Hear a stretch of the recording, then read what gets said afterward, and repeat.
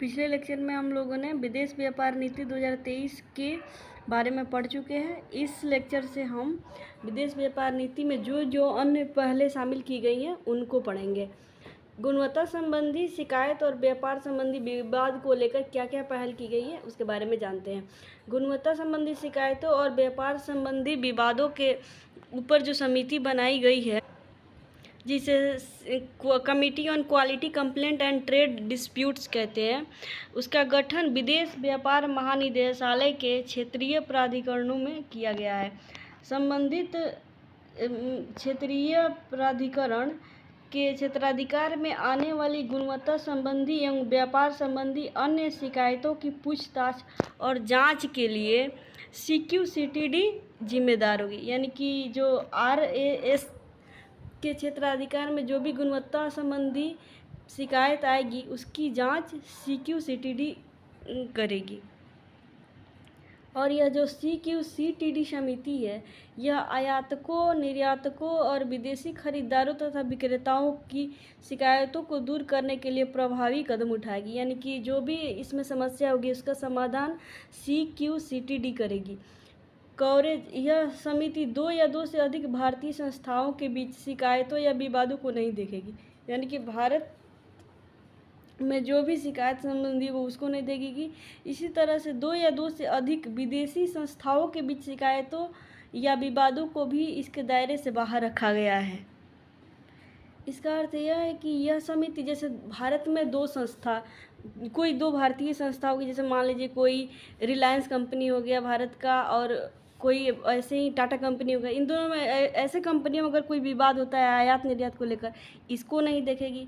और वैसे ही कोई 2 विदेशी कंपनियां हैं, उनके बीच अगर कोई विवाद हो रहा है आयात निर्यात को लेकर, वैसे व्यवसाय में कंपटीशन को लेकर होता है, कंपनियों में एक दूसरे में मनमुटाव हो जाता है, तो ये जो CACTD है वो इन सब विवादों को नहीं देखेगी। बस इसका काम ये होगा कि यह आयातक और निर्यातक को जो समस्या होगी उसका समाधान ये करेंगी। इसकी प्रकृति क्या है, तो CQCTD एक सलाहकारी समिति होगी।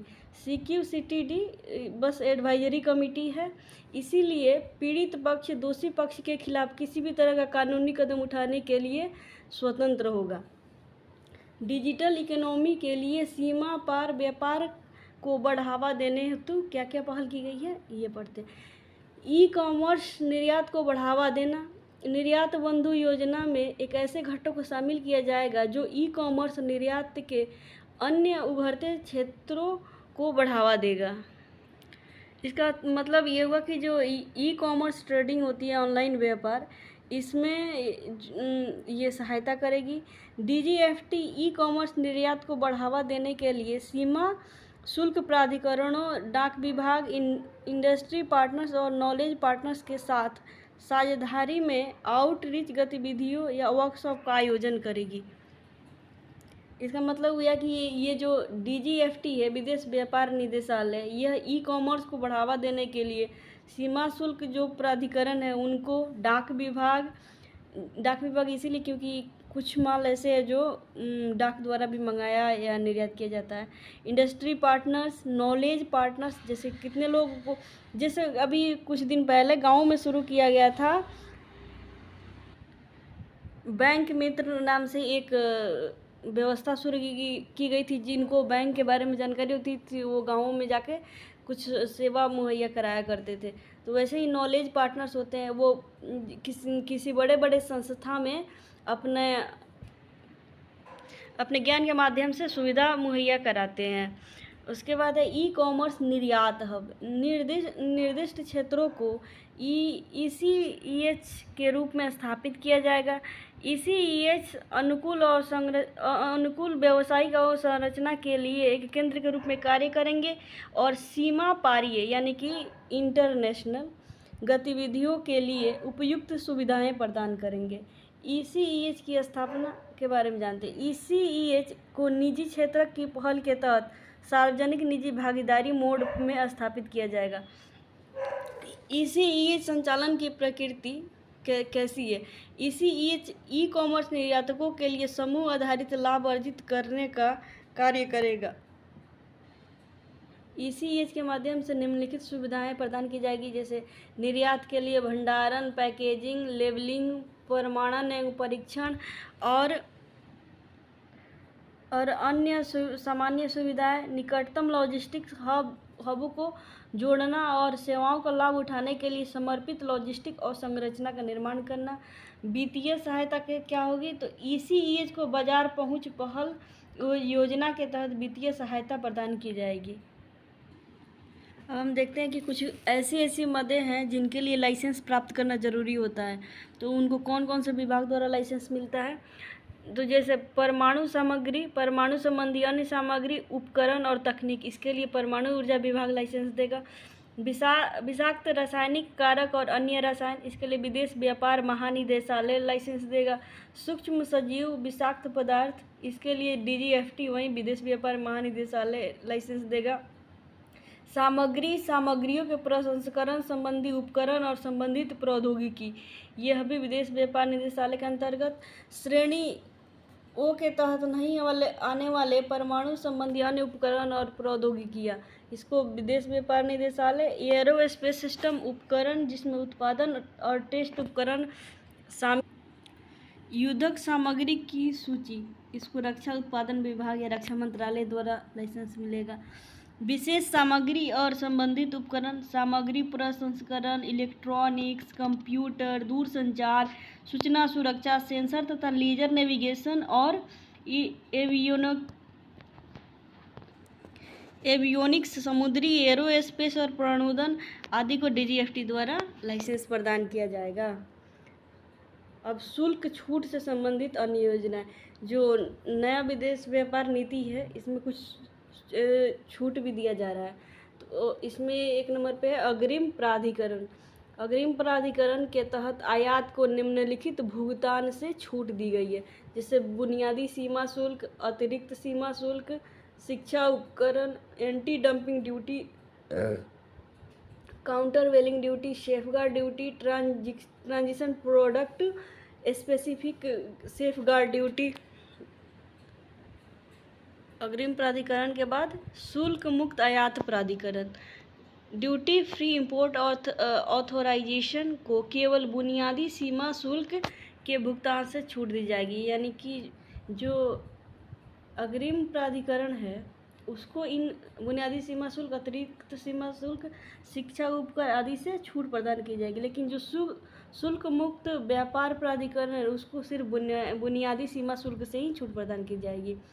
तो यहाँ से UPSC का क्वेश्चन भी बन सकता है इन दोनों को मिला के, कि इसमें जैसे क्वेश्चन बन जाएगा कि शुल्क मुक्त आयात प्राधिकरण में anti dumping duty, countervailing duty आदि को छूट प्रदान की जाएगी।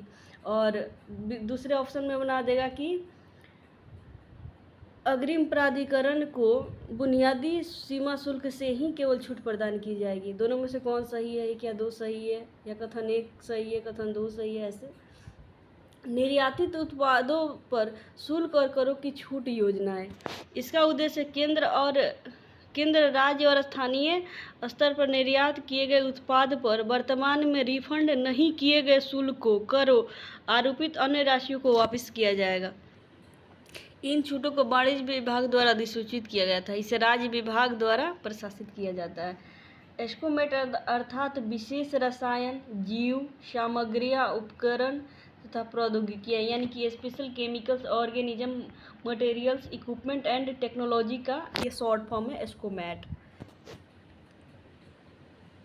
ये जो दोहरे उपयोग की वस्तुओं का ये इसमें एक्स्ट्रा दिया गया है। एस्कोमेट सूची पढ़ लेते हैं। यह भारत की राष्ट्रीय निर्यात नियंत्रण सूची है। यह सूची सभी MECRs और अभिसमयों के नियंत्रण सूचियों के अनुरूप है। एस्कोमेट मदों को सामूहिक विनाश के हथियारों और उनके डिलीवरी सिस्टम्स यानी गैर कानूनी गतिविधियों का निषेध अधिनियम 2005 के तहत विनियमित किया जाता है। एस्कोमेट सूची के अंतर्गत आने वाली आयातित वस्तुओं के निर्यात की अनुमति नहीं है, यानी कि ये वस्तुएं जो आयात करके भारत में आती है इनको हम पुनः निर्यात नहीं कर सकते, इनका उपयोग किया जाता है यहाँ पे। एस्कोमेट पर आउटरीच कार्यक्रम, इस कार्यक्रम को DGFT यानी कि वही विदेश व्यापार निदेशालय द्वारा प्रशासनिक मंत्रालयों या विभागों और व्यापार संघों के सहयोग से आयोजित किया जाएगा। इसका उद्देश्य व्यापार और विनिर्माण से संबंधित निर्यातकों, यानी कि व्यापार और विनिर्माण जो आयातकों के बीच विशेष रूप से एस्कुमेट मदों के बारे में जागरूकता को बढ़ाना है। निष्कर्ष इसका क्या है, जो पूरी योजना है विदेश व्यापार नीति 2023, इसका निष्कर्ष यह है कि यह एक सुगम व्यापार व्यवस्था का मार्ग प्रशस्त करेगी। बाह्य रूप से इसका समर्थन करने और उभरते युग के रुझानों को स्वीकार करने तथा रुपये के अंतर्राष्ट्रीयकरण को आगे बढ़ाने में प्रयास किए जा सकते हैं। अब पढ़ेंगे बी-डॉलरीकरण। बी-डॉलरीकरण का अर्थ यह हुआ कि जैसे अभी हम कोई भी व्यापार करते हैं तो उसका विदेशी व्यापार में भुगतान हम लोग डॉलर के माध्यम से करते हैं, लेकिन जब बी-डॉलरीकरण होगा तो उसमें हम कुछ कंट्री मिलके एक समूह बनाएंगे और उसमें एक नई मुद्रा विकसित करेंगे और उसका हम लोग उपयोग अपने आपस के व्यापार में करेंगे, तो वहाँ से हम डॉलर को प्रतिस्थापित कर सकते हैं। इसको बी-डॉलरीकरण कहते हैं।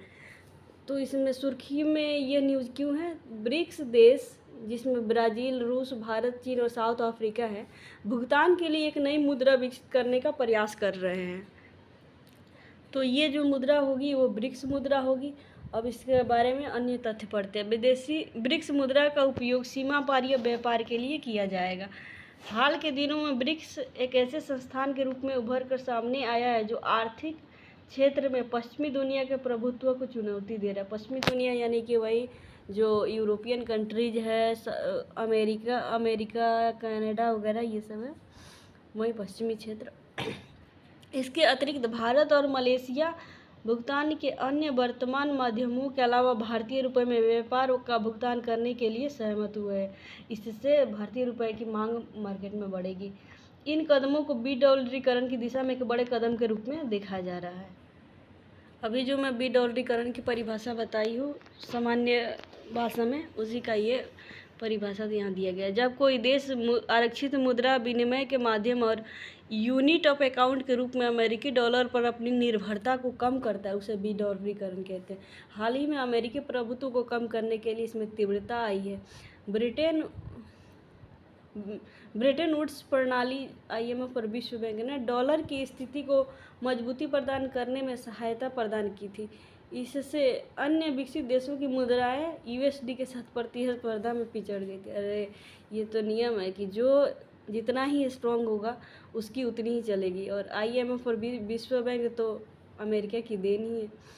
रूस, चीन, ब्राज़ील और भारत ऐसी महत्वपूर्ण अर्थव्यवस्थाएं हैं जो बी-डॉलरीकरण पर जोर दे रही हैं। अब देखते हैं कि ये बी-डॉलरीकरण की आवश्यकता क्यों पड़ी। कभी कभी ऐसा होता है कि कुछ देश ऐसे होते हैं जिन पर जो मानवीय परिस्थिति के प्रतिकूल हो जाते हैं या अपने देश में प्रतिबंध के बावजूद शस्त्रों का एकत्रीकरण शुरू कर देते हैं, हथियार बनाना शुरू कर देते हैं, उन पर प्रतिबंध लगा दिया जाता है। और उस प्रतिबंध के फलस्वरूप एक संस्था है विश्वव्यापी अंतरबैंकीय वित्तीय दूरसंचार सोसाइटी, वह वैसे देशों पे प्रतिबंध के फलस्वरूप उनके व्यापार में समस्या उत्पन्न करती है। तो यही हम पढ़ते हैं।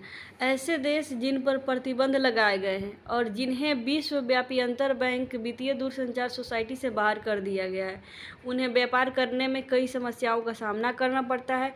उदाहरण के लिए यूक्रेन युद्ध के पश्चात रूस और संयुक्त व्यापक कार्य योजना से अमेरिका के हटने के बाद ईरान पर कई प्रतिबंध लगाए गए थे। अमेरिका इन प्रतिबंधों का इस्तेमाल अपने सैनिकों को जोखिम में डाले बिना दूसरे देशों के साथ लागत मुक्त युद्ध लड़ने के लिए करता है। दूसरे शब्दों में अमेरिका कई देशों से बिना युद्ध किए प्रतिबंधों के माध्यम से अपनी शर्तें मनवा लेता है। अमेरिका किसी व्यक्ति, संस्था या पूरे देश को डॉलर के उपयोग के लिए ब्लैकलिस्ट कर सकता है। इसका परिणाम प्रभावशाली और तात्कालिक होता है। इसका परिणाम अभी भी ये जो नॉर्थ कोरिया है, ईरान है, इन लोगों को भुगतना पड़ रहा है। यदि देश डॉलरीकरण को अपनाते हैं तो उनके बैंक भू राजनीतिक जोखिमों से बच सकते हैं।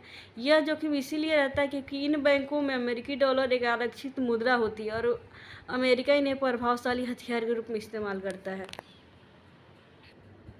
उसके बाद है नई उभरती अर्थव्यवस्थाएं। आर्थिक महाशक्ति के रूप में एशिया के उदय ने भारतीय रुपये और युआन जैसी मुद्राओं के महत्व को बढ़ा दिया है। इसीलिए विडॉलरीकरण होना शुरू हो गया है। विविधता, यदि विदेशी मुद्रा भंडार विविध मुद्राओं से परिपूर्ण होगा तो बाहरी क्षेत्रों पे दबाव कम पड़ेगा। स्थानीय मुद्राओं को बढ़ावा देना। मैक्रो इकोनॉमिक प्रभाव, अमेरिकी डॉलर के प्रभुत्व से अमेरिका को अपने निजी लाभ के लिए वैश्विक वित्तीय प्रणाली में हेर फेर करने का भी मौका मिल जाता है। यह हेर फेर विशेष रूप से ब्याज दरों के संदर्भ में किया जाता है, जिससे प्राय अन्य देशों को नुकसान उठाना पड़ता है। इससे कितनी अर्थव्यवस्थाओं को भी नुकसान उठाना पड़ता है। इसीलिए विडॉलरीकरण एक रूप में आवश्यक भी है, क्योंकि हर एक तथ्य के दो पहलू होते हैं। विडॉलरीकरण की दिशा में शुरू की गई कुछ पहल शुरू कर दी गई है। द्विपक्षीय प्रयास शुरू किए गए। रूस ने मार्च 2022 में जब युद्ध शुरू हुआ यूक्रेन से, तो उसने कहा कि जो अनफ्रेंडली देश है वो प्राकृतिक गैस कॉन्ट्रैक्ट के तहत केवल रूबल में ही भुगतान करेंगे।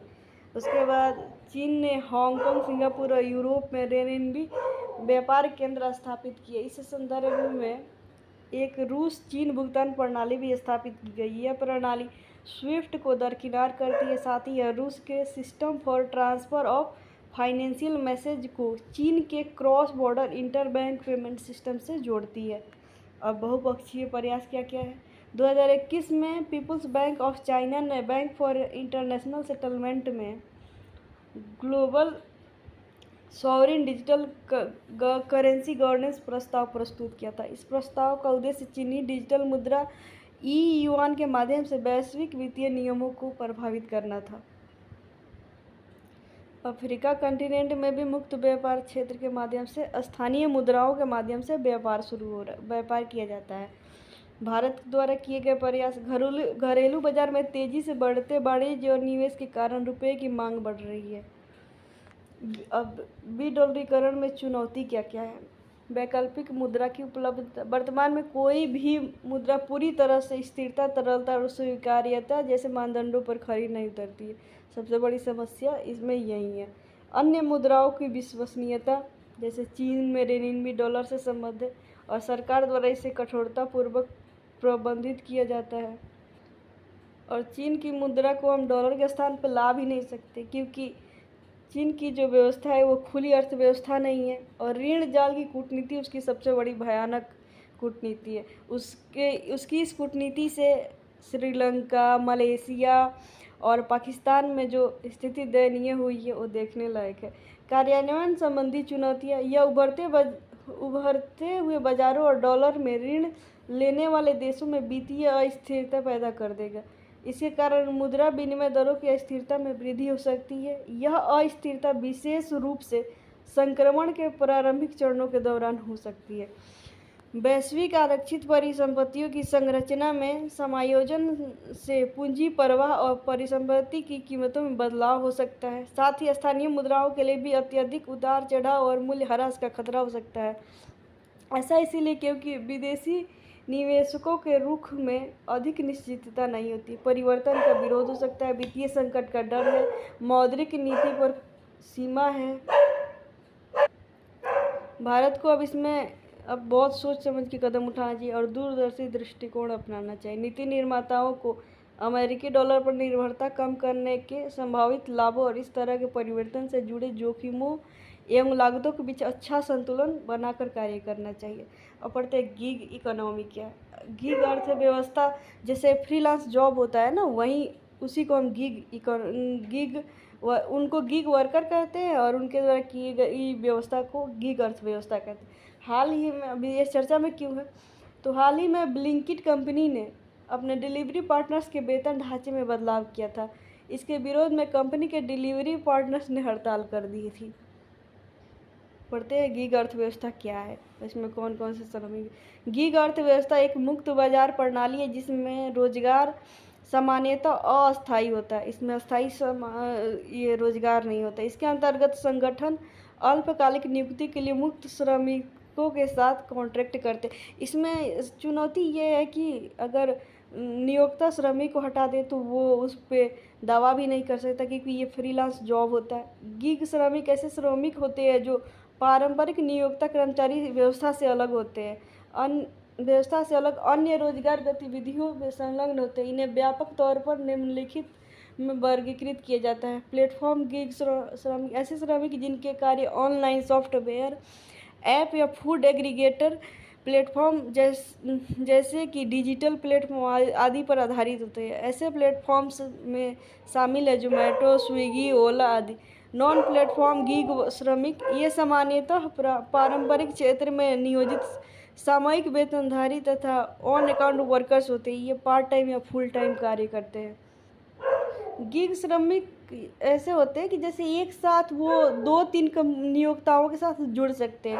उनके साथ ये प्रतिबंध नहीं होता है कि आप मेरे साथ काम कर रहे हैं तो किसी और के साथ काम नहीं कर सकते हैं। ये फ्रीलांस होता है। अब इसमें विरोध का क्या तर्क है? विरोध प्रदर्शन मुख्य रूप से डार्क स्टोर्स पर हो रहे हैं। डार्क स्टोर्स किसी संगठन की ऐसी पुरानी इमारतें होती है जिनका रोजमर्रा के कामकाज में इस्तेमाल नहीं होता, इसलिए उन्हें डिलीवरी संबंधी गतिविधियों के केंद्र में बदल दिया जाता है। ये विरोध प्रदर्शन गिग अर्थव्यवस्था में श्रमिकों और फर्मों के बीच बढ़ते संघर्षों को दर्शाते हैं।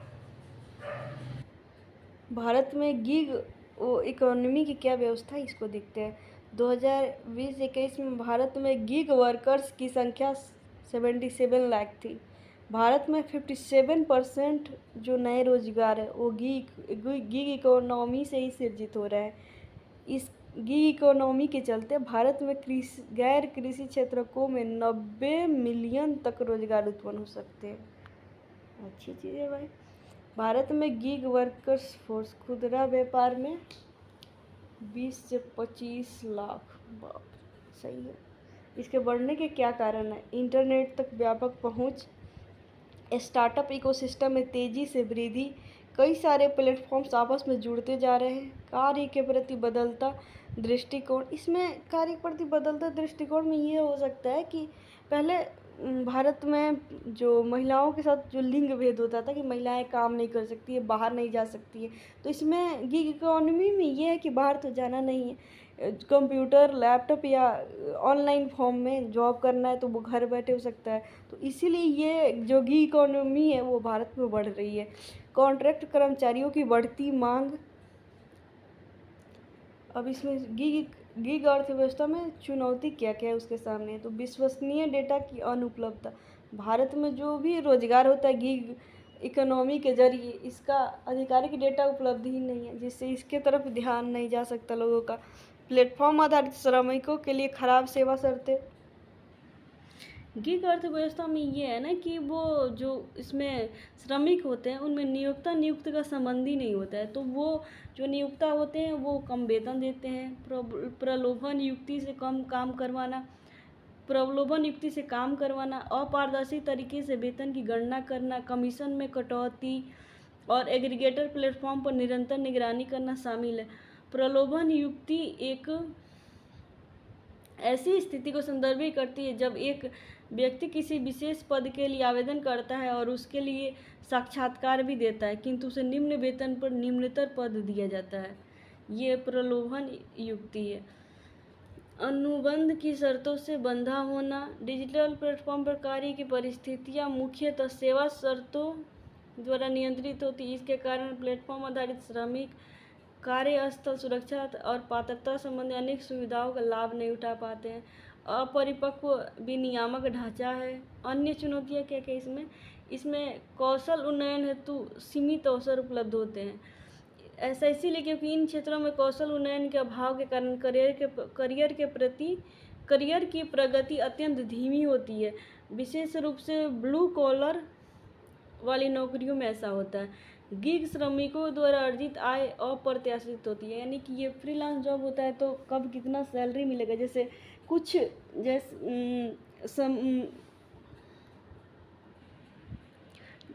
कुछ संस्था होती है वो कुछ लोगों को फ्रीलांस के तौर पे अपने काम के साथ जोड़ती है और कहती है कि आप इतना काम करो, उसके एवज में आपको इतना कमीशन मिलेगा।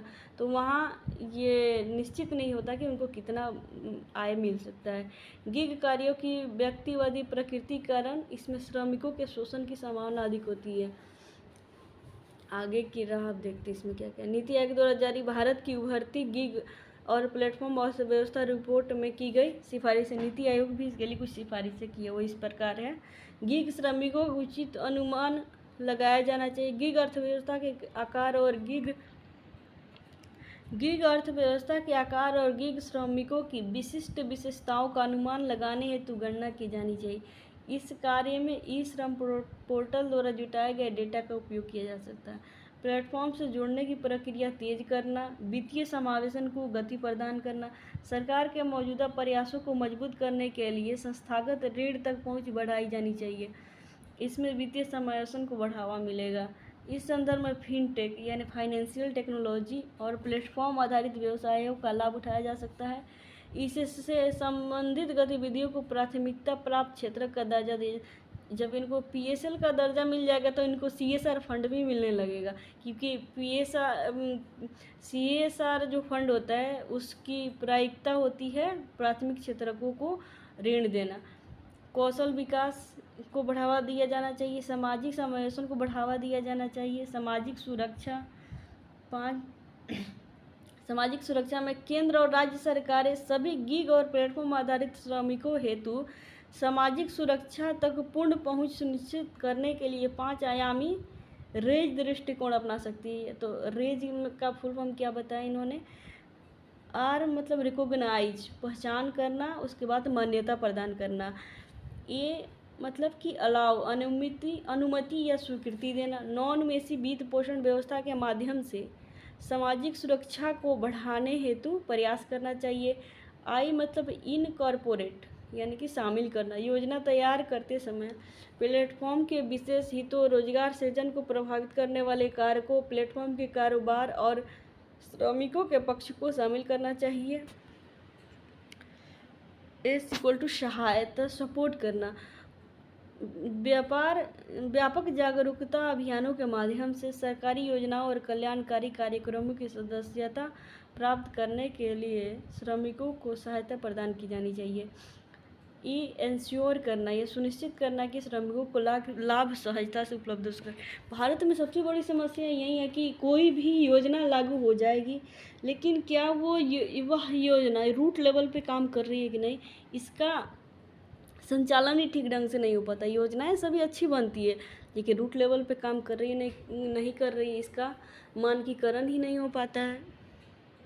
अब अगले लेक्चर में हम इसके आगे के बाकी टॉपिकों को पढ़ेंगे।